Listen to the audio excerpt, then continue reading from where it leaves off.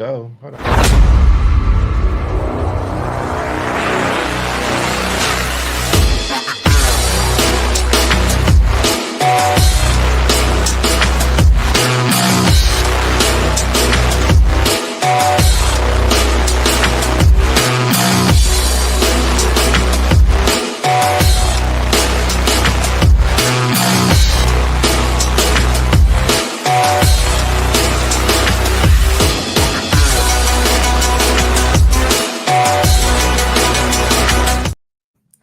Hello, everybody. I almost did your winnow thing, Omar. But I can't get it like you, bruh. I can't do it like you.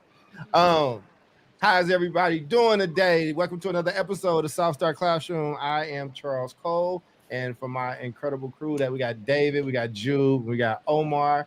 I was running a little late today, but I made it on time, just barely. And since that, let me get quick check-ins from each person. Omar, how you doing? How your week been? How you doing, Biggie Smalls? Mansions and Benzes, and I feel stupendous, but I'm not stupendous enough to be on camera. What the crap? The camera has You are decided I definitely was frozen. not good looking enough for airplay. Man, I'm good.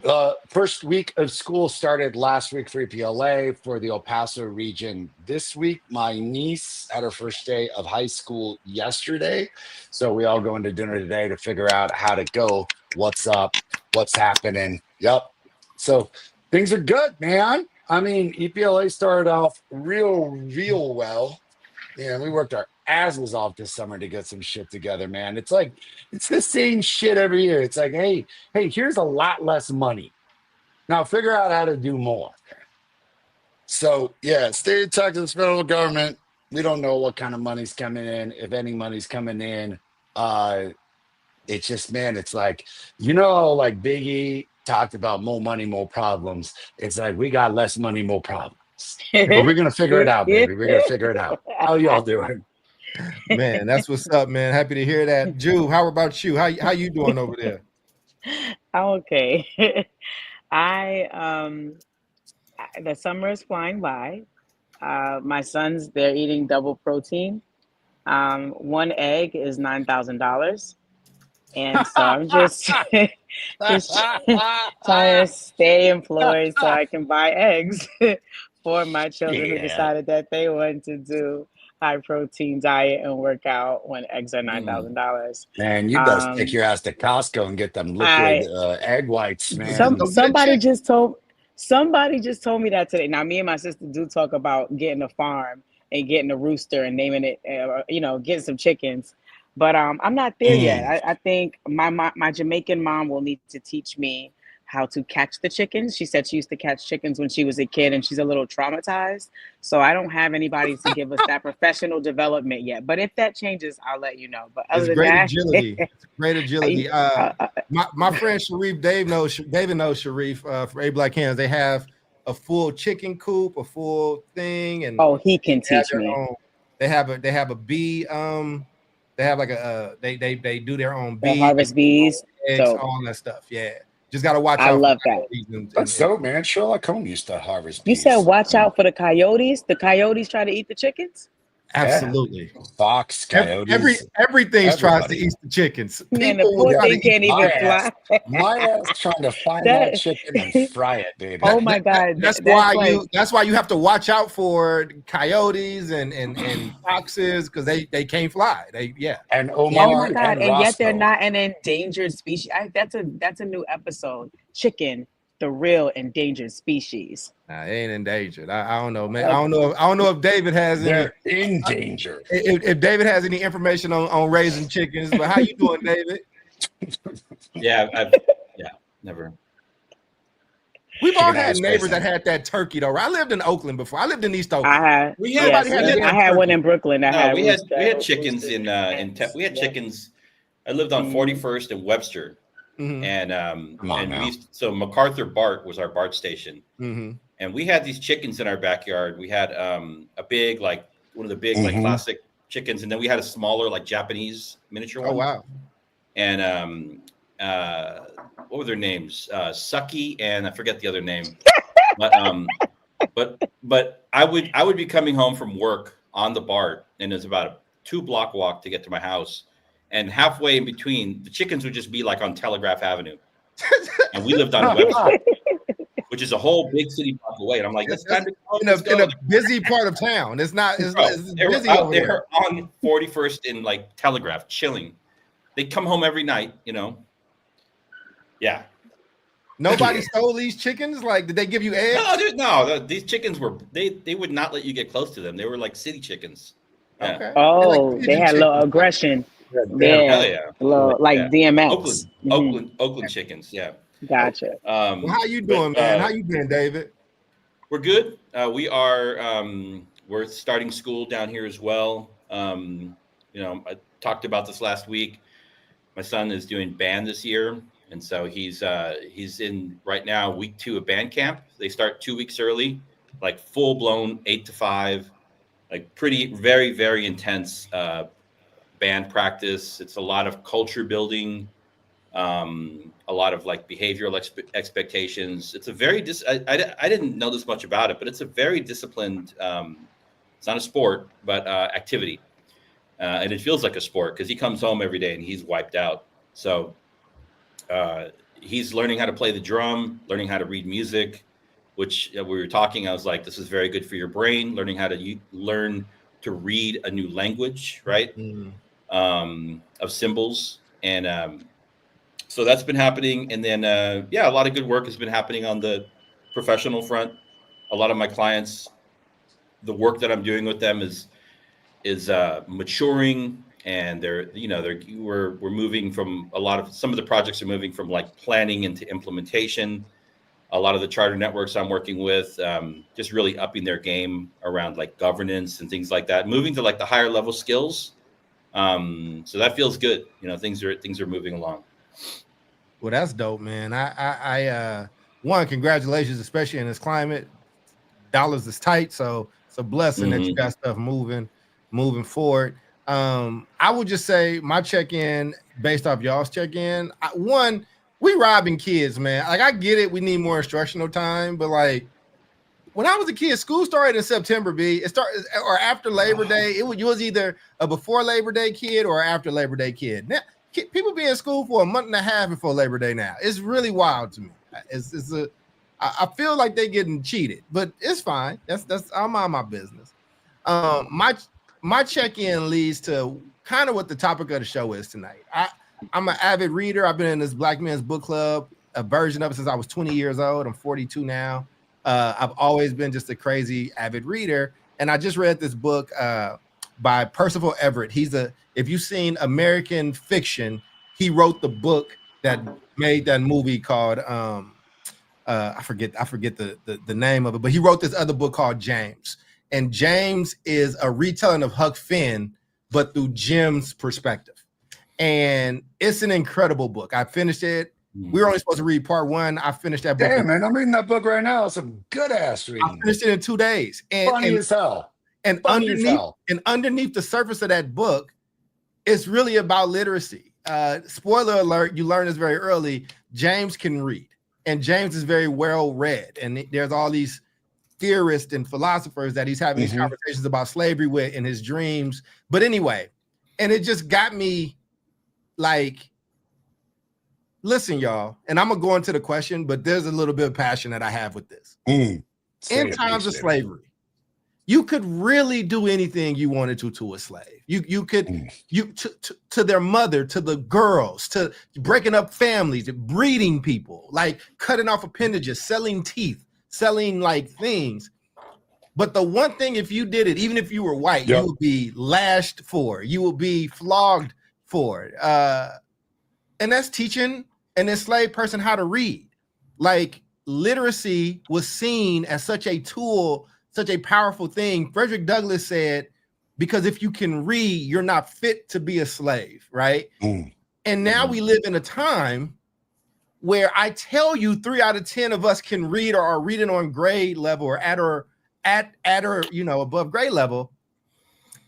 And we just like, whatever, like people risk life and limb for this. And I was having some conversations and it just led to this. I was just like, I was thinking of a topic. I was out last week. I missed you guys. But it just draws me to my first question, and Jube, I'll start with you. Like, if literacy was just once dangerous enough to make it illegal for enslaved people to learn how to read and write, like what does that reveal about the connection of literacy and power today? Like does literacy still carry the power that it once had? And I wanted to bring this to this group because it's not just a Black issue.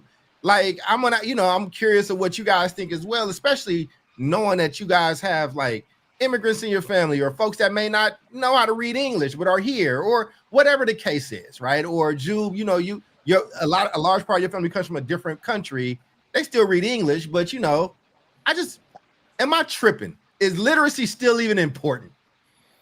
Yeah, I mean, first of all, thank you for, this topic. I think, yes, it is still powerful. Yes, it's necessary, all the things. But I think that because we have so many like mainstream examples of people that have tried to like bypass or successfully bypassed the ability to read, right? Like, and found another way to success without it. And our young people a lot of times gravitate to those examples. Like, so, it's like the whole college thing, like, oh, well, so-and-so is, multi-millionaire and he didn't go to college, and look at this person.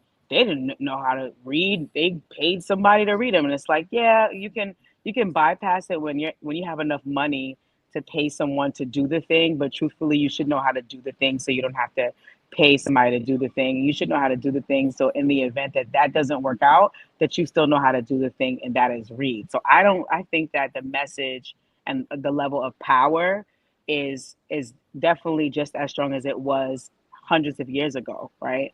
But I think that the awareness of the power, the belief in the power, I think that some of that has declined because I think people think there are other pathways that can get them to the place that reading takes you, and so they don't see it as the only way. So they explore other options, and I think reading cannot be replaced. And I think if anything, we've got to be literate in more things. We've got to know how to read so that we can be literate in other contexts. So that's my short answer. Yes. David, I'm throwing it to you, and I'm coming to you after him, Omar. But because I'm just curious, man. Like this, like literacy, bro. Like, is there a connection today between literacy and power? Like, yeah, I think we have fireworks. I believe so. So I would say absolutely. What's interesting is when we talk about literacy, we're talking about, I'm looking around, at the four of us, and without knowing too much about, your background, Jubilee, or yours, Charles, I could say for mine and Omar, it's like our lineages do not take us back to English-speaking countries. And we are, when we talk about literacy, let's be honest, we're talking about English language, right? Which is, for a lot of us, not like an indigenous language to our people, right? Right. But it's still the official language of the United States of America, and I still, I fully believe that that learning that language, learning English, is incredibly important. I would also say that the brain, especially the young brain, is able to learn and process multiple languages. And so going back, you got me thinking about this, Charles. What is one of the first things that the Spaniards did when they conquered Tenochtitlan? They burned the books. Mm-hmm. They burned the codices. They burned the history, right? So all of a sudden you're left with like no history. If you don't know where you came from, you don't know where you're going, right? So the third thing is, I think we have to get back to a place where, especially like in schools and just in general, like I'm thinking going back to like the Ebonics movement it was going on in Oakland, thinking about like dual language programs, like Omar's running, does dual language. There are dual language programs here, but there was a really big push against dual languages because people did not want to recognize one of the two dualities, which was a native indigenous language. It was a big push for English only. So I think English is still incredible. I mean, it's still important to learn. It's still the official language of this country. But I think there's a lot of room for us to still be able to talk about bilingualism and trilingualism. Mm-hmm. And I want to come to you, Omar. I want to just clear something up. When I say literacy, I'm not just saying English, right? Like, I'm just saying literacy is the act of being able to take in information and being able to form new ideas and compare one text to multiple texts to have new thoughts and new things, right? Like, so I'm talking. So there are people that speak good English but are not literate. There could be Spanish-speaking Mexican people, but they're not even literate in their home language. I'm just talking about like the full breadth and ability of that of being, literate. And I should have said that more. So I probably snuck in reading when I said that. But, and again, sorry for my passion on this. People died for this. Or like you just said, when they conquered, the first thing they did was get rid of your text and your books. Like, there has to be direct power connected to that if that's the first thing one does. But Omar, what say you, man? Again, excuse my load on this topic, man. Yeah. Man, your passion is my passion. So 2 quick stories. One, I was just talking with our staff and our teachers, and we're talking about these circles that we do every single morning at the school. David's seen them. And the circle is borrowed for the United Farm Workers. And I'm like, do kids know that this came from the United Farm Workers? Do they know the history? So part of the discussion we're having today is, hey, kids are going to watch these videos of our ancestors working in fields for 16 hours a day, hot as shit, under terrible circumstances, all so that their kids could sit in an air-conditioned classroom and read. Like, this is something ingrained in the ideological perspective of this school. In addition to that, I was having another couple conversations with I mean, this is just this week because we started school like last week. And I started talking about, dude, like El Pasoans, less than 21% of El Pasoans have a college degree. But let's get into some real shit. I was talking to one of our board of directors, and we're talking about how to write materials for the school, what our materials should look like. And I'm editing materials, and some of them are either so poorly written, and I'm like, how are you an adult writing this? Like that it's unintelligible. But then like it goes on the other expanse, and I'm like, this is so complicated. Did you know that you have to write materials around the 4th to 6th grade level? Because that's where people are at. And like, I'm going to get real deep with you for a second, Charles, because this shit you're going to find fucked up. I don't know if you knew this shit. About 54% of Americans read below a 6th grade literacy level. Yep. That's Americans. The majority of our country is fucking functionally illiterate for the most part. That's crazy. Isn't that some shit? Right. And you're like, well, where does that hold power? Hey, man, you want to know a direct correlation to that? Want to take a guess what the literacy rate of people in jail are at? 85% of kids, juvenile court, are functionally illiterate. 70% of prisoners total, not just juvenile, total, can't read above a 4th grade level. It is purposeful. Literacy is completely compounded with both power, but it is something that the Catholic Church used to suppress people. Oh, you can't read this Bible? Let me interpret it for you. Let me tell you what Jesus did. Because you can't read it. And they kept people functionally illiterate to ensure that they held the power. David properly brought up the fact that they destroyed languages like Quechua in order to subjugate people and say, now you're depending on us to read this Bible in a language that ain't yours, like Spanish. Hell, Americans can't read. And that is a direct pipeline to stealing their power in jail. Is this happening today? Hell yes, it's happening today. Is it purposeful? Hell yes. Are people talking about burning books in Texas? I was about to bring up burning books. Literally. I mean, and there's a reason. Kind of weird ass Gestapo shit. Never in my life in 2025 would I think, oh, let's burn a book. Like, who the hell are these people burning books? Oh, baby, the 54% of Americans who can't fucking read anyway, so they're burning a book they couldn't even read. But that's a power move. But that's what I'm saying. It has to be power connected to that, right? If I'm taking away your text, if I'm taking away your books, if again, Huck Finn is not even in, it's on that banned book list. It's insane. You know what I mean? It's like Mark Twain, man. And again, man, when you think about somebody like Mark Twain who has some undercurrents in what he was writing and what he was trying to get across, like I like Mark Twain. I appreciate what Mark Twain was doing, and like, why does this book need to be banned? I just, fellas, again, and Jube is coming back, but I'm writing this article, and I'm writing it like it's like a long form article. This is like my book writing notebook, right? Like I'm handwriting all of this. I'm not done. But I was just going through this, and I was just thinking about my grandmother. And my grandmother was born, bruh, in let me see, man. My grandmother was born in 1920. Bruh, the Civil War ended 55 years before she was born. Like her great aunt, her aunts, her parents, her grandparents, all of them were born not just as slaves, but in a time that if they got caught reading, they would be flogged.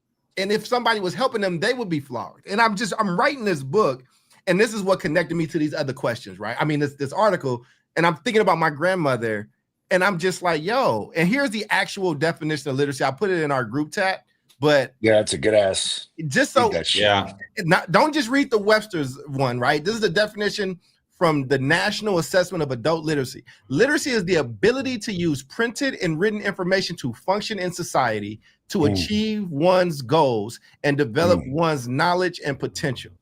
Literacy is agency. That is the article that I'm writing.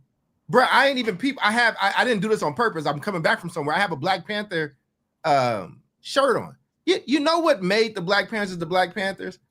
When Bobby Seale and Huey P. Newton sat in the now defunct Merritt College, which used to be in North Oakland before it moved to East Oakland. They sat in that library at that community college, and they were reading, and they read that in California you can legally carry a rifle, and that's how they did their first major demonstration, and the reason why California got gun control afterwards. The only time the NRA has been on the side, that's right. Control. That's right. People forget about that. That's crazy. But you my OG, David, it's like the tool to that was what? The catalyst to that was what? Their ability of having literacy and using that to spark agency. They read law books, took that information and said and made a conclusion. Oh, we can go and make a statement by us going disciplined and carrying these guns and these rifles to, like, that's power. That's super power, right? But we just throw it away. I'm just so fascinated. I'm fascinated and I'm hurt by this stuff because I'm like, bro, when we say these numbers, bro, 85% of those kids in jail, bro, like if you can't read, the chance that you going to jail rises up exponentially. It is a function of common sense and of thinking and critical thinking. So now that we're a country that's in the situation that we're in and we're yelling about the election beforehand, well, it's easy for Trump to pull wool over people's eyes, or it's easy to be told these things because we can't read for ourselves to discover the information. And then because you haven't read, you're unable to dissect the critical information. So you're looking at something, you're reading something that's basic as shit, but you're not then going into more complicated sites, like whether it be like NPR, Al Jazeera, anything else. But then it doesn't even allow you the critical thought to be like, oh man, I wonder if this is some bullshit. People are just like floating shit around being like, this must be real. I think that is the majority of Americans, by the way, which still is like, a lot of people, 54%. Holy shit. Isn't it crazy? Go ahead. It's crazy. Hey. Jump in, David. Again, y'all got to pardon me today. That's a Trump majority. I like it. I think like it hot. the one thing when I look at the definition that you provided, Charles, and I appreciate the definition because it takes into account things like which have nothing to do with being able to read a language, but like the power of spoken language and the power of oral histories, right? Oftentimes, like our oral histories exist and they're passed down from generation to generation. And eventually, call it organized academic literature catches up and documents these things. But, I remember growing up and as a young boy, and my dad would constantly tell me about stories of him and his family growing up in South Texas. There were farm workers. He would provide me with direct accounts of, situations where they were picking, from South Texas, all of a sudden they're up in the Upper Peninsula of Michigan picking cherries. And then 2 months later, they're in the orange, groves of Florida, right? Or whatever, artichokes in Arkansas, all over the country, right? And all of that is like experience. You get to go, and experience different cultures. And all that became part of our family's like shared oral history. Eventually, literature caught up to it and is documenting it through actual literature, but also like music, right? Like you talk about like Mexican American, Texas American history. You're talking about the corrido, right? Or Mexican corridos, right? This is like songs. It's like you can like equate it to like rap music, right? Like a story, somebody telling a story through a rap song, through a corrido, through something else, and passing down history that way, right? And those things are, they also tend to get controlled in some way, shape, or form if the narrative is not something that supports the dominant like power structure. We know that. I think of things like art, of music, of graffiti art, all different forms of communication, all different forms of literacy.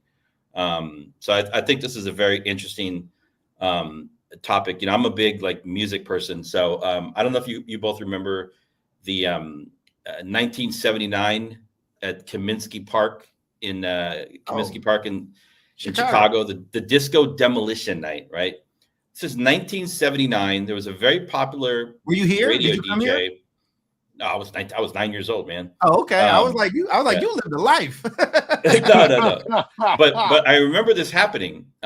So there was a big movement. These people got 50,000 people to show up to the stadium to burn a bunch of disco records, right? In 1979. Why disco records? At the time, disco was heavily and still is a music that is brought up by and supported by Black and Latino people, LGBTQ, right? So music is the weapon. Music is the medium. And what does dominant culture decide to do? They decide to burn vinyl records in the ballpark, and that's what they did. Talk about book burning. Now they're actually burning records, right? It's the same thing, right? It's kind of but it happens to be music. So man, crazy enough. I don't know if people know this. Rap music, the advent of rap came from disco. And I don't think anyone knows that, man, because that's where the two turntables came from. And it was about mixing records together. And like brilliant people in Brooklyn were like, oh, hey, what if we did this and put these beats over it and started like singing over these tones, literally where rap was invented. So yeah, dude, disco was huge amongst the Black community and amongst the Latino community. But it was a threat at some point. It was a threat at some point. Yeah, man, anything Black or brown, white, anti-homophobic or anti, people that saw like homosexual lifestyles as a threat. Like what is all this stuff? They felt uncomfortable with it, and they launched this movement. And Man, everyone always want to go burn shit, man. And I think the only thing I'd add to this is I talk about this one a lot, and I think this is a underrepresented fact as we talk about underprivileged students and why public schools are so damn important in reading is, I don't know if folks know this, but kids come into kindergarten with a huge gap in their English language abilities in the United States. Do we still call them sight words, or do we change the name again? Okay. Yeah, I mean, all the things. Like, well, I always use my niece as an example. So my niece Alea, she started 9th grade. Bro, her Stanford, like, what are they called? The Stanford assessment scores. She's reading at like the college level. So I'm like, where is this coming from? Well, my niece, who has 2 lawyers as parents, both of which went to Stanford undergrad, by the time homegirl was in kindergarten, and this is a statistical fact for most kids who have a 2-parent household of highly educated parents, will come into kindergarten with a cognizance of about 1 million words. Like, that's a cognizance. That's insane amount of words, with the ability to use anywhere from about 50 to 60,000 words. If you're low income, single parent household, even a double parent household, low income, average reading level, 4th, 6th grade level, those kids will come in with a cognizance of about 50 to 60,000 words and the ability to use 5 to 6,000. This is before they get to school. So you're saying, hey, man, what's up with literacy? The dismantling of public education is a purposeful attempt to ensure that low-income folks, regardless of race, but particularly Black and brown, stay subjugated, that the underclass don't have the ability to educate themselves because they know that the upper class and middle class, that mostly is white, those kids are going to be all right. Those kids are gonna be all right. I got attacked at one of my previous positions. I thought you got attacked this week, and I was like, "You fuck them up or what?" No. I was attacked last night. I'll tell you about that separately. But when we were doing this big literacy push at Urban Montessori Charter School, I talked about those statistics about exposure to words and reading. And, I tried to do it so people didn't feel like, I was pushing a deficit. Like denigrated, right. But I'm like, it's real, and we can change it, and we can help provide it. We can put books in your home and help you with reading practices and this and that. And I got attacked for being racist. And I was like, that's what the data says, about you got exposure. Being racist when you're a Mexican about reading? Oh yeah, that's crazy. Yeah, but it's about exposure to words, exposure to sounds, exposure to ideas and things like that. It is what it is. Yeah, man, it's a big deal. Has been the same since before I became an educator over 20-something years ago, and it's like, school's always going to be the great equalizer, right? And I think when we get children pre-K, right, pre-K through 2, we've been blessed with such an opportunity to help them make gains very quickly. And I heard one of the principals in one of our breakouts today say, "I told my teachers no more cutting and pasting." Right, because in some classrooms across the country, we still haven't understood that it's prime time, right? Before kids get 11 years old and start caring less and less about whether or not they can 12 and 13, right, with attitudes and all sorts of stuff. We got these bright-eyed, bushy-tailed kids that are like, teach me something. I want to learn, born inquisitive, born wanting to know more. And so I think that is when we saw these different initiatives come out all across the country for early reading initiatives, that's the gateway right there. And when we lose momentum in that area, we've lost the generation pretty much.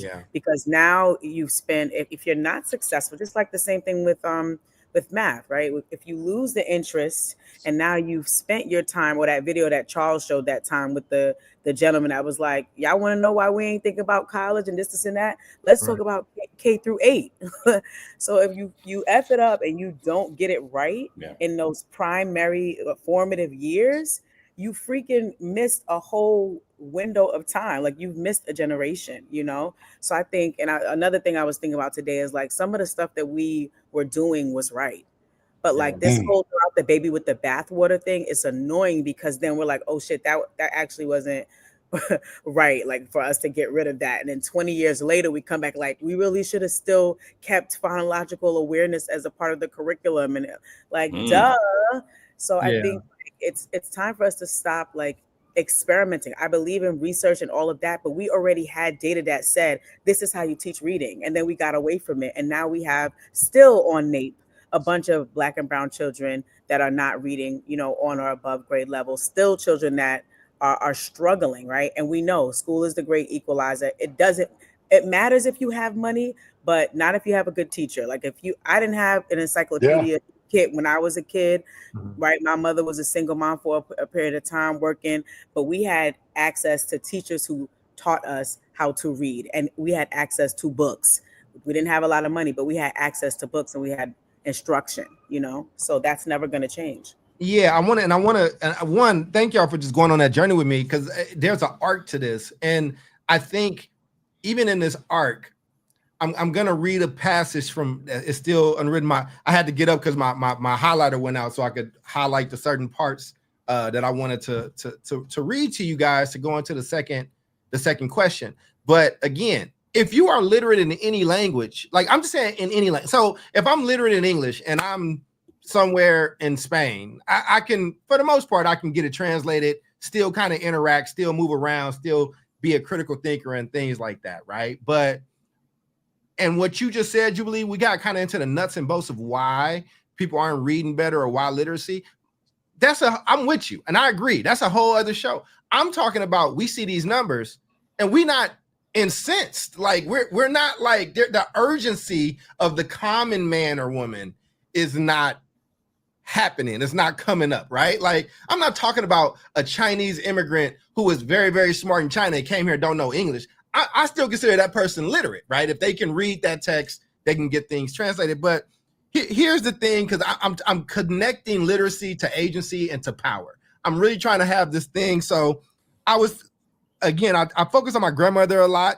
Her name was Ozetta Hooper, and I'm reading from the rough draft of this essay that hasn't even been typed up yet. She was an older Black Baptist woman when I came into her life, my granny, meaning by the time I had sat in front of her as a child, she had sat in the front of thousands of church sermons, Black Baptist church sermons, to be clear, meaning she has prayed for discernment at least 100 times. So I grew up having discernment prayed over me, which is 80s agency, even though we like to change every word and term. Anyway, the power of prayer, even if you don't believe in the divine, is still a very powerful act. It is, in this case, the act of a custodial elder inputting in me a very distilled and pointed message directly into my very young developing psyche. Whether I knew what the term meant was irrelevant. I didn't know what the term meant, but it didn't matter. This woman personally asked her God to bless me with the gift, the skill of discernment in a ritualistic way that would infuse itself into my body and help develop the man that you see today. Like, so this brings me to my second question to you all, right? Because I threw my grandmother some love, and we all have talked about and reached into the past. And my grandmother, literate enough, I guess, but not in the scale that we're talking about. So my question to you all, and I want to come to you first, David, on this one. How have lessons from elders? Mine is discernment, prayer, storytelling, but there's different cultures. There's different things that people do. You know what I'm saying? Like, how have these lessons from elders shaped our agency and how we intentionally pass them forward? Like, I'm not going away from literacy as an agency as power, but this is an arc and the next connection to that. Yeah, I mean, it is a form of literacy. It's part of our spoken history, I think, and I touched on it earlier. I think the the volume, and it's interesting because you said this thing where like your grandmother was talking to you even from, you know, when you were a youngster, right? Ever since And I I was think a about baby, like, she died. and I think about like teachers talking to their students, and you're like, they're not like listening, they're not taking this in, but we always are. We always are. Students are. You were doing it. It takes time for you to like hear this information, hear the stories, and eventually when you're ready, you start to make meaning of them, right? But you can't make meaning of it unless you have the information, and it doesn't happen overnight. So I just go back to the power of like storytelling and oral histories. Right. I mean, I think for me and for what it's done for my generation, is it's helped us to understand why we are here, where we came from, where we are going, or where we can go. So it's incredibly grounding. And none of this came from a textbook. None of this came from social media. None of this came from the news. You know, this is all like spoken history. And there are thousands of stories that we've heard, you know, up until the time that, you know, my dad passed away several weeks ago, continued to tell stories about our family and our history, right? And so, it's something that you can't quantify. It's not to be quantified, but it's. I mean, if you think about it, this is us as our most primal as human beings.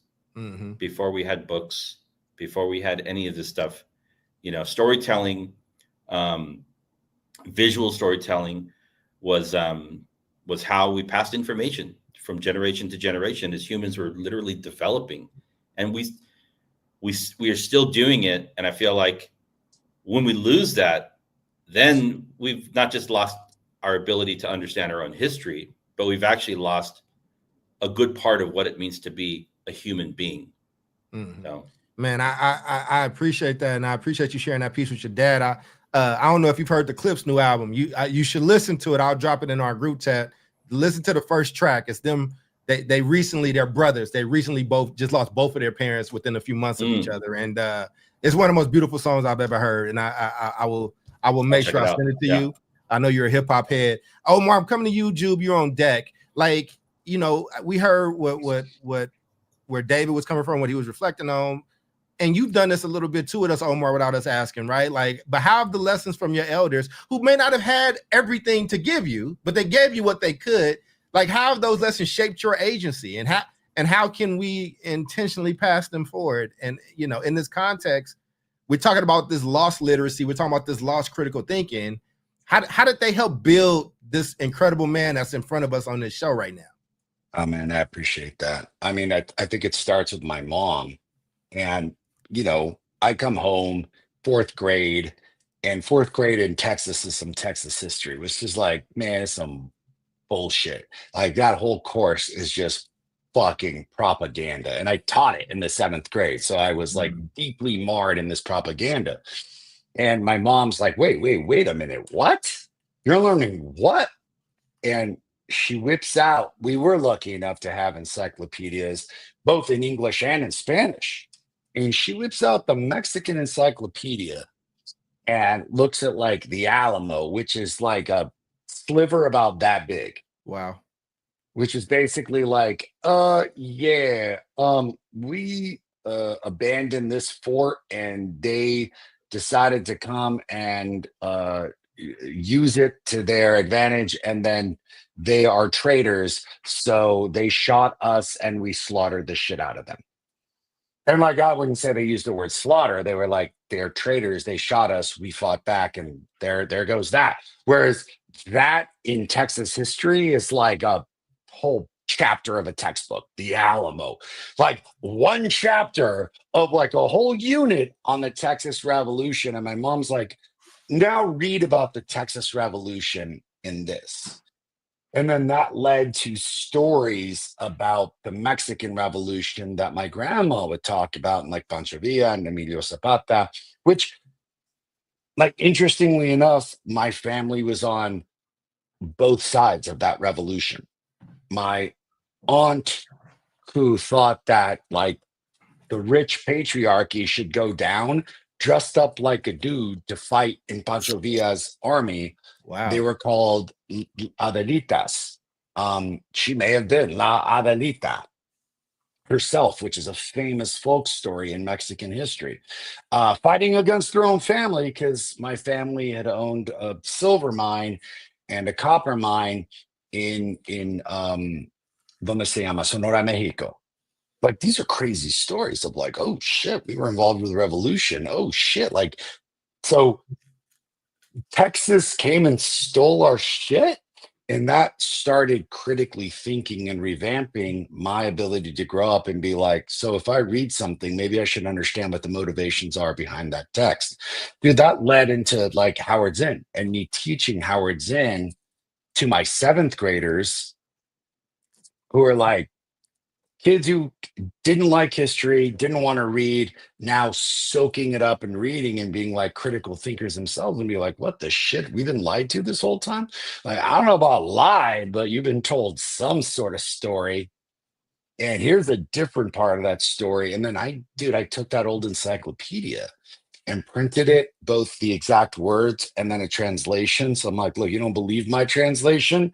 Here's the exact words. Go translate it yourself if you don't believe me. And they were all shocked because it started with the stories, Doc.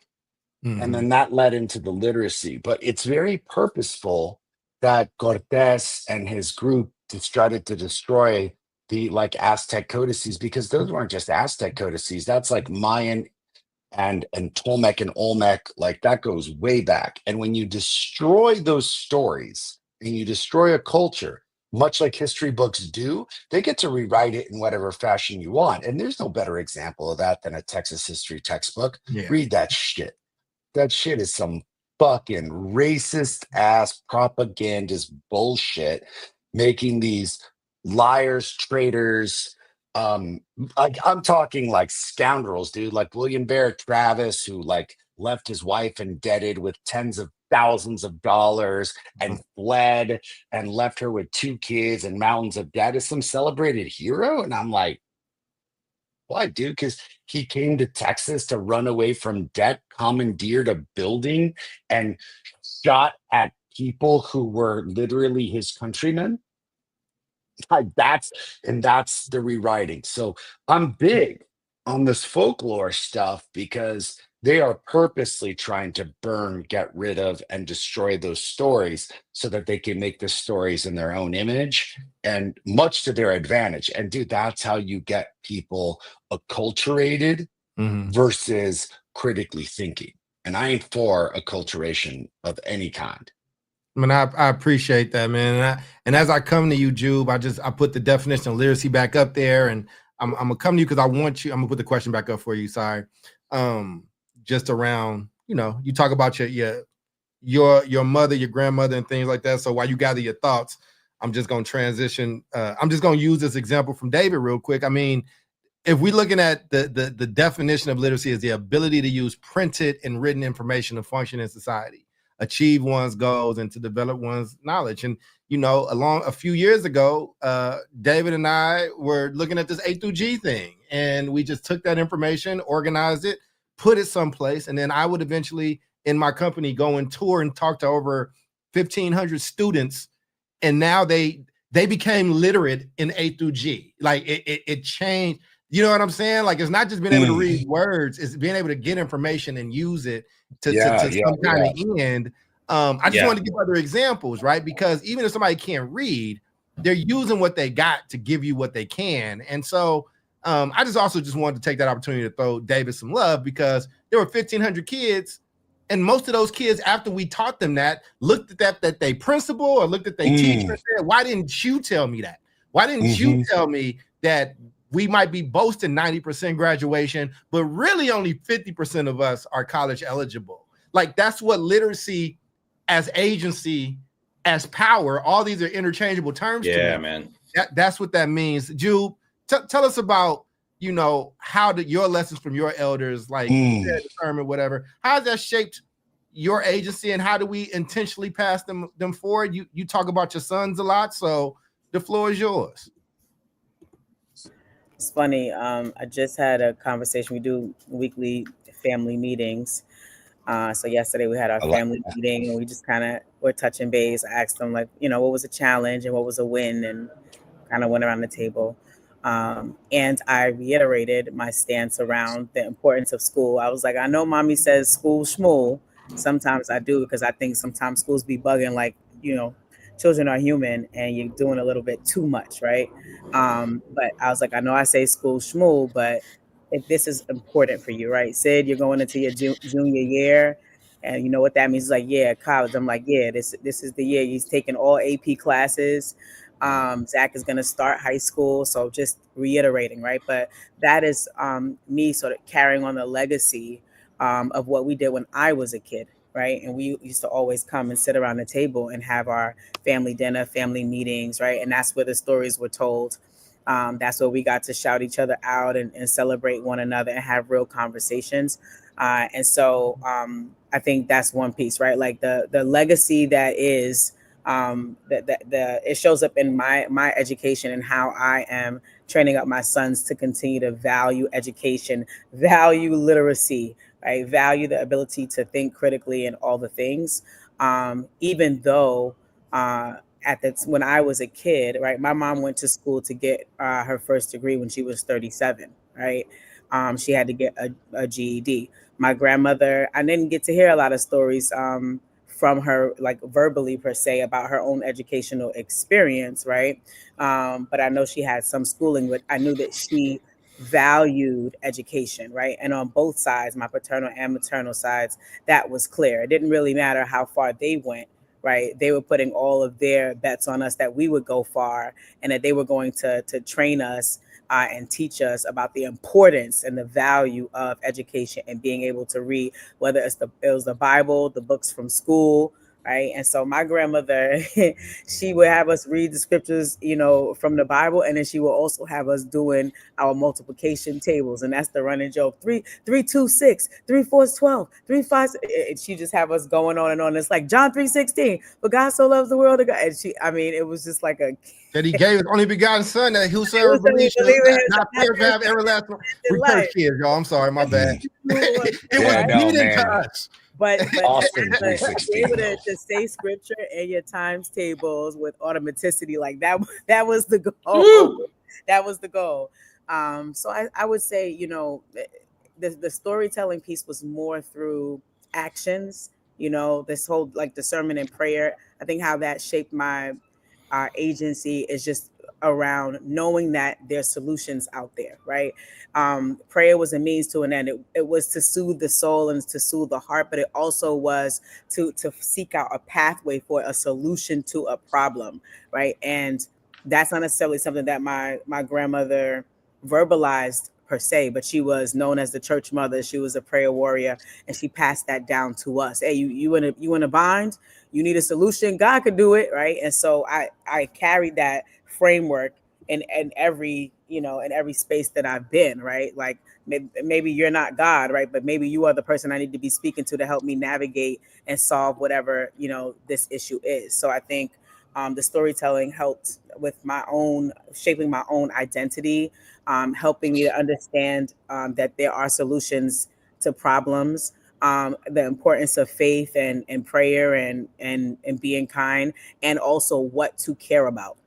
Storytelling helped me to understand like what we should care about, right? And back when I was a kid, we knew we were Black, right? But it wasn't, we talk about it all now, like Black and brown kids and my family, they didn't do that. They're like, listen, we're West Indian, came here with nothing, right? And so we're not gonna come from nothing to bring y'all here so y'all could be nothing. Like you gotta be something, right? I think also the last thing I'll say is taking nothing and making something was also one of the stories that was constantly told, right? That we may have next to nothing or nothing at all, but we're gonna take this can of sardines and we're going to saute it up with some onions and whatever. We're going to make some white rice and some vegetables, and here's a meal. We're going to make every kind of porridge known to man. We're going to make cornmeal porridge, banana porridge, plantain porridge, wheat porridge, Maltex, oatmeal, grit. We're going to make all, and everyone's going to be full, and everyone is going to be happy and satisfied, right? So I think all of those to me, I consider them storytelling, even though it wasn't necessarily verbally stated. These are actions that told me stories that were really foundational. They definitely help with my identity, my agency, and I think a part of that is being able to just go for it, right? Knowing that there's solutions, and that the impossible is possible, and that little becomes much when you steward whatever you have. So, man, again, I appreciate y'all going here with me, because I know somebody watching might be like, what do these two have to do with each other? Well, if I see literacy as a form of like power, and I see these things together, and I talk about how ancestors did that, or I'm talking about my grandmother and discernment, and now I see a lack of not just literacy, but a lack of wanting, desiring to get literacy when you don't have and you're not being threatened with your life, and we still not going for it, then that also is telling me that there are things that a lot of this generation is going to be lost, because if we don't care about that, then we probably not being as intentional about passing certain things down. Like I've heard, when David talks about his parents and being in field workers and things like that, who maybe they couldn't read all kind of, I don't know what they read or whatever the case is, but even teaching your kid how to plant food to sustain yourself, setting a standard for you, I think that all kind of falls into this together. I know we say discernment a lot, and I know everybody here not Baptist Black people. So discernment, it just means having the ability to understand and judge things clearly and wisely, recognizing the difference between truth and falsehood is good and bad, or even the subtle nuances between things. It goes on a little more. And I'm bringing in this ancestral piece because I'm reading James, I'm reading these other books. I'm always inundated with data about who can read and who can't. And it's not a coincidence that Trump won with about 54% of all the votes, and about 54% of all the people that read is reading at a 6th grade level. I'm not saying it's directly the same thing. I'm not saying that it's a correlation. But as Omar might also chime in, it probably ain't nothing. There's probably some there. And I appreciate it, because I'm struggling to write this piece. I'm getting through it, but just no computer, no machine, just kind of really just going and writing. Because I'm like, I need to flex my literacy. I need to like take these things and write them down. So I just appreciate y'all. Let me answer the question, and then I can go into final thoughts. The question 2 was just, how are these lessons from elders shaped our agency, and how do we intentionally pass them forward? I think one, you got to care.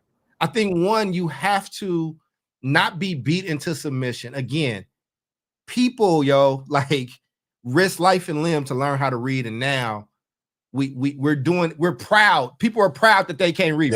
People, I've been made fun of before for sounding white or being like you think you a smart kid. like really, right? Like kick my ass. Like really though, right? And then I'm like, well, I read what these ancestors went through. I love my grandmother, the sweetest woman, who probably saw whose mom, whose aunt, uncles have been whipped by adults as adults. Like, and I'm gonna not read when I can, or like somebody whose family crossed the Rio Grande or came from the top, from the bottom of South America and made their way up here for generations, and you just not gonna honor that, or in your case, your people from the Caribbean who made that trek from Africa, however, and then got here, and it's like, we came here so you can have all this opportunity, and you just not gonna do it. Right. That's how we honor it. And so listen, whether it's us as Baptist people that honor our dead, or Catholics the way they honor their people, or the way Mexicans have Day of the Dead, or the way that the Chinese have filial piety. If y'all don't know, that's just it's where it means respect and obedience to elders, but it's really they honor their dead, right? They actually stop and pay homage to it don't matter where you come from. It don't matter your skin color. It don't matter if you came from Africa, China, Mexico, whatever. It's not a coincidence that we all share these same rituals. And I just feel like schools are failing us, yes. But I come from a people that stole knowledge, that was okay stealing the ability to read. And now it's legal.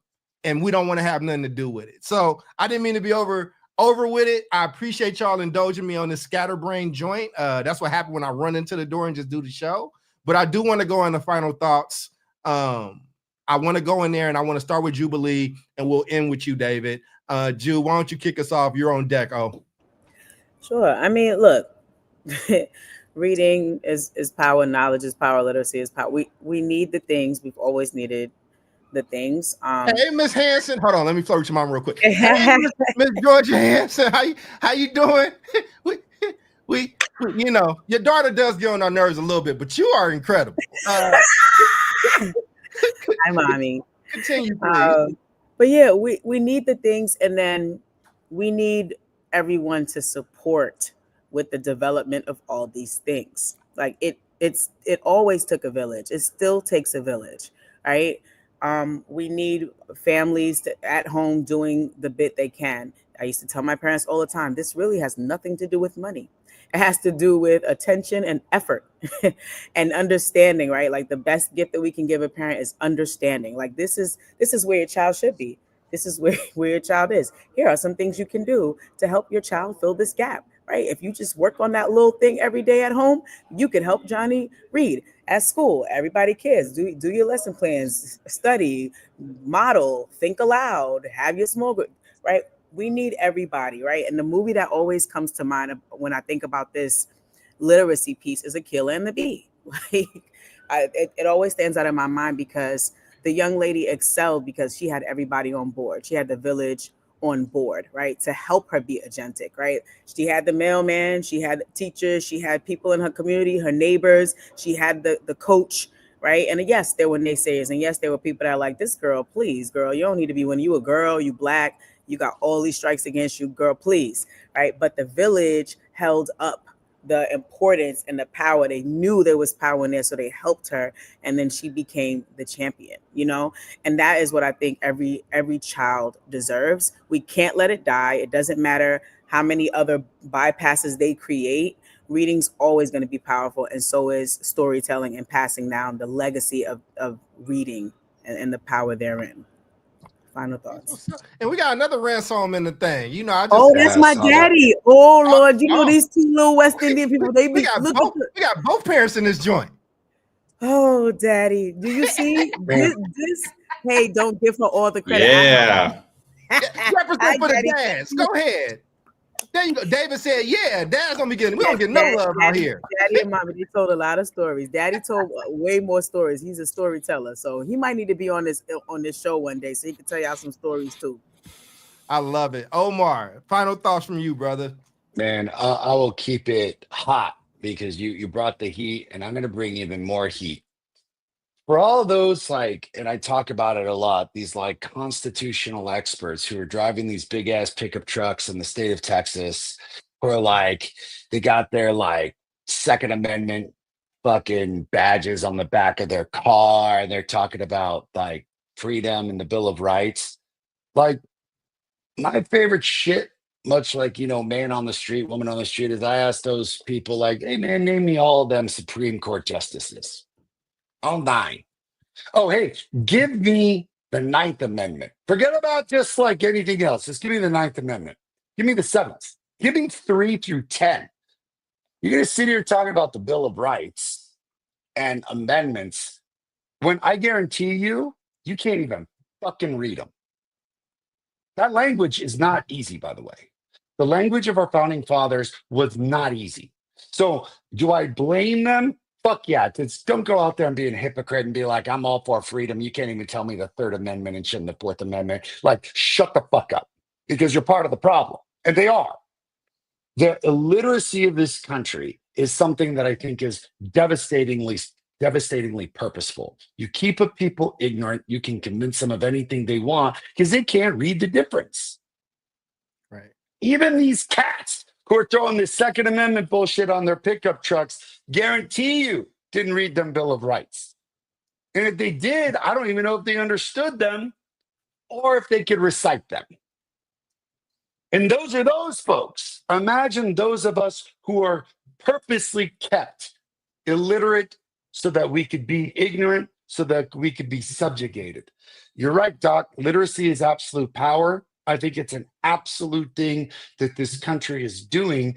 Particularly, I think the Republicans love the idea of an illiterate, uneducated country. Yes, they're dismantling the Department of Education right now to make sure that they can be the people that convince you they're the heroes, they're the saviors, instead of people empowering themselves through literacy to save themselves.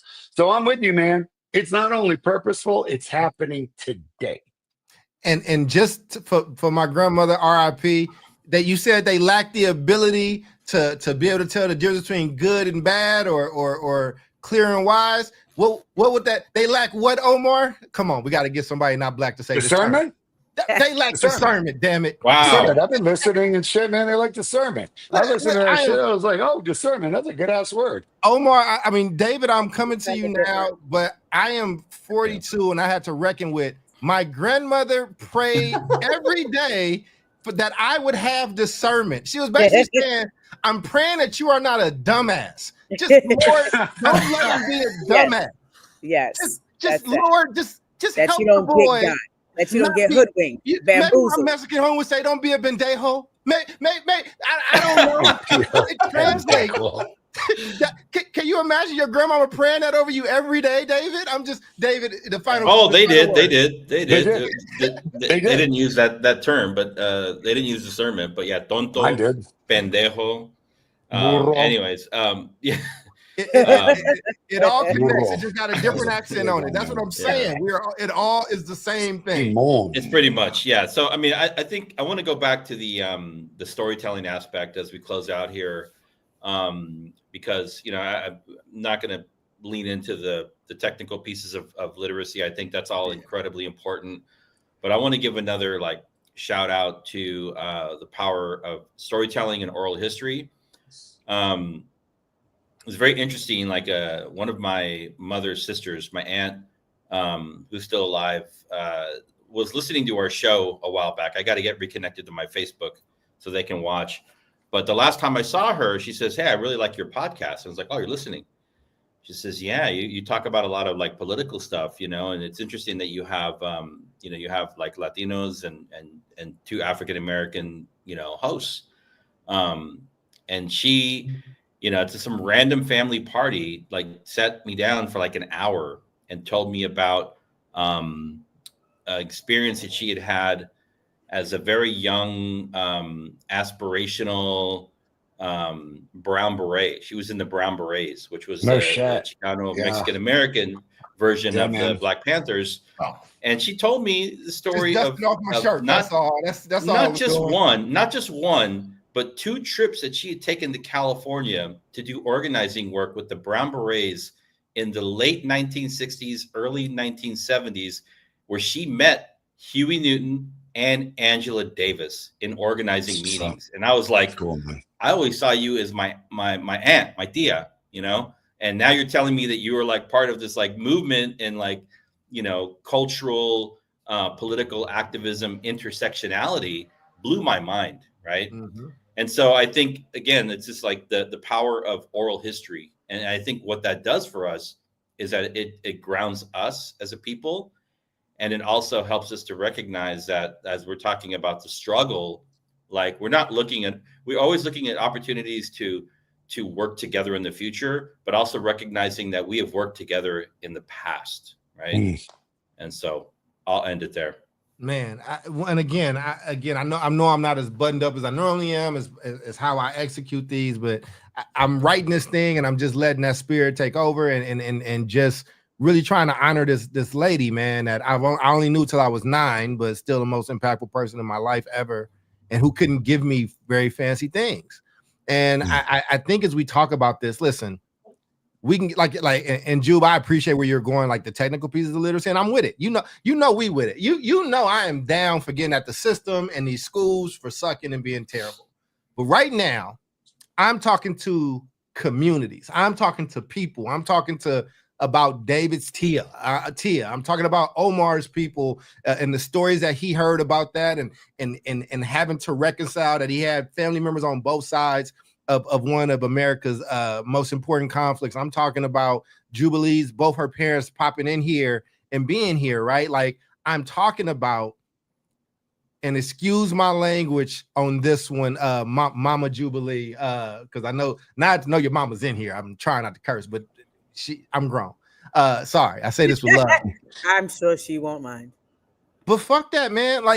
Listen, if your kids can't read, and they got iPhones, and they got TV all day, and they not on somebody's street somewhere, and we got people like Frederick Douglass that stole and taught himself how to read and became one of the most important people in this country. Like, I'm going to always blame schools and education for the poor system that is in and that it perpetuates. And as Omar said, we already dumb, and now they taking away another piece because they want you dumber. They want you reading even less. If you don't make these damn kids sit down somewhere with a book and you read with them or they read to you, the next time your kid asks for something, they ask you to buy that video game, that PlayStation 5 that's $500 and the games is $80 a piece and the controller is $60. Say, I want you to write me a proposal. Write me a letter and tell me why you want this, and give me an actual cogent argument. Like, we have to make sure that our tribes are literate, have discernment, have smarts, have good wits, have good character, whatever term you use, whatever term your culture uses, because we just showed you across every spectrum. Every culture cares about its elders and its kids. And if we not taking care of that on our own, and we dependent on a system that done told you it don't love you already, that's already dismantling even more than what it was. If that's who you leaving your kids in the hands of, and then you confused and surprised why we in the situations that we in, then we the problem. The village is spoiled. The village is flooded. There's no hope if we can't do that. And I'm not trying to be doom and gloom. Don't take it that way. Take it as you got more power than you think. And if you somebody that's got breath in you right now, you can hear this. You want your grandchildren or your great-grandchildren or your kids talking about you the way we're talking about our ancestors now that they're gone. So with that being said, man, we're all trying to be good ancestors in training. That's Omar, that's David, that's Jude. I am Charles Cole, and we will see you all next week, same bat time, same bat station. Peace, God bless, and may your grandmother pray for your discernment. And if she's not around anymore, like mine isn't, prayers for everybody's discernment. Peace out.